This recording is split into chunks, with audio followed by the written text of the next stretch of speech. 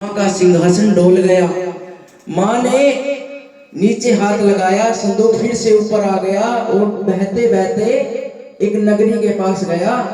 और उस नगरी में सुबह सुबह उस नदी के अंदर ब्राह्मण स्नान करने के लिए आया। ब्राह्मण ने देखा कि कोई संदूक जा रहा है और हीरे मोतियों से जड़ा हुआ है, इसे निकाल लेता हूँ।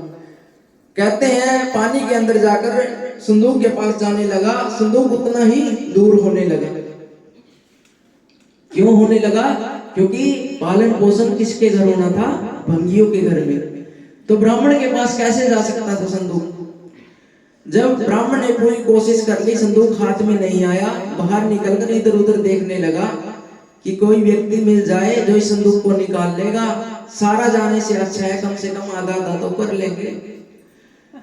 तो भंगियों को सुबह सुबह एक भंगी वहां से जा रहा था। उस ब्राह्मण ने आवाज दी कि भाई इधर आ। भंगी ब्राह्मण के पास आकर कहने लगा, ब्राह्मण देवता सुबह सुबह कैसे याद किया, क्या बात है? ब्राह्मण कहने लगा, वो देख एक संदूक बहता हुआ जा रहा है, हीरे मोतियों से जड़ा हुआ है, अंदर पता नहीं क्या होगा। मैंने तो कोशिश कर ली लेकिन मेरे हाथ संदूक नहीं आया। तू कोशिश करके देख ले, अगर संदूक निकालता है तो आधा आधा कर लेंगे जो भी होगा। भंगी ने पानी के अंदर जाकर संदूक को निकालने लगा। और माँ की माया देखो भक्तों, भंगी जैसा संदूक की ओर जाता वैसे ही संदूक भंगी की ओर आने लगा।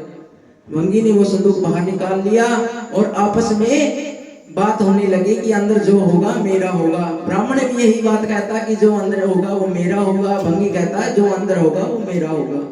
लेकिन माँ ने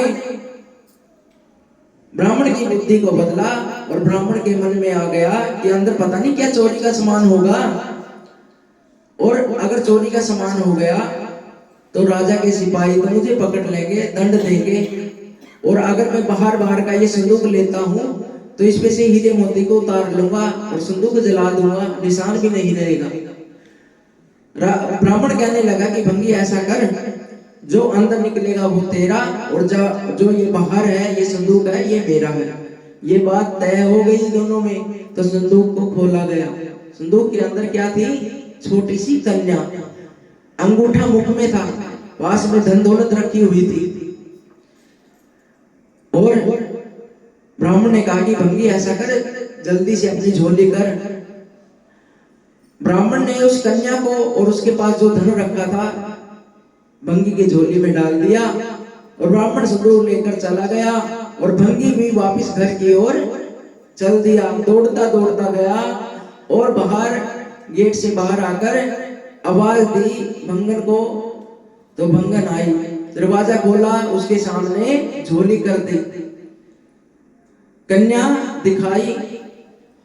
तो भंगन कहने लगी कि स्वामी ये सुबह सुबह कहां से चोरी कर कर ले आए, किसकी कन्या है? भंगी कहने लगा, जब देने वाली माँ बैठी है मैं क्यों चोरी करूंगा। भंगी ने जब सारी बात बताई कि कैसे संदूक निकाला और कैसे मेरी झोली में एक कन्या आई, तो भंगन ने वापस अंदर जाकर स्नान किया, माँ की जोत जगाई और आकर अपनी झोली में उस कन्या को लिया और उस कन्या से लाड लड़ाने लगे दोनों, क्योंकि उनके पास कोई संतान नहीं थी। और जब वो संतान मिली तो भंगी कहने लगे कि माँ हमने तो ये मांगा था कि अगर लड़का नहीं देना तो कोई लड़की ही दे दे, लेकिन माँ तेरे घर देर है अंधेर नहीं है, और आज ही मांगा था हमने तो आज ही आपने झोली भर दी। भंगी के घर में खुशियां आ गई और कहते हैं रौनक लगी जब भंगी के घर में। तो उस रौनक को देखते हुए भंगी ने भी अपनी पुत्री का नाम क्या रखा? रुक्मण। अब ये रुक्मण का जन्म हुआ है यहाँ पर। और कहते हैं इधर भंगियों के घर में रुक्मण का पालन पोषण होने लगा, उधर राजा के घर में तारा का पालन पोषण होने लगा। तारा बड़ी थी, तारा की शादी जल्दी हुई। राजा ने हिमाचल के अंदर हरिपुरी नगरी में हरिचंद राजा था और उसके साथ तारा की शादी कर दी। कई कहते हैं कि वो हरिचंद की जगह हरिश्चंद्र थे, लेकिन उसका नाम था हरिचंद। हरिचंद के बेटे का नाम था सुंदर और हरिश्चंद्र के बेटे का नाम था रोहतास। जब शादी कर कर हरिपुरी नगरी में हरिचंद राजा के महलों में जब तारा आई, तो तारा को राजा कहने लगा कि तारा, जो तुम मांगना चाहती हो मांग।